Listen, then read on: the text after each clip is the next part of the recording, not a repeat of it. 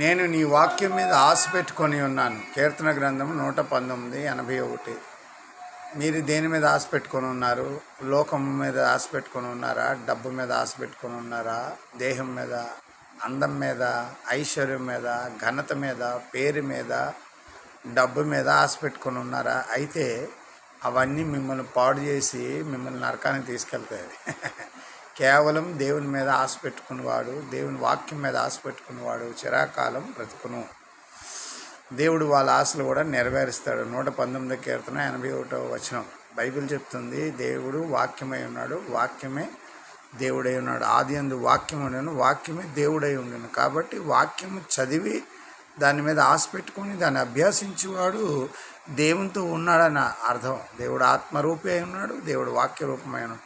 ఆత్మ నీలో నివసించును, వాక్యము నిన్ను నడిపించును అనే విషయాన్ని మర్చిపోవద్దు. లోకం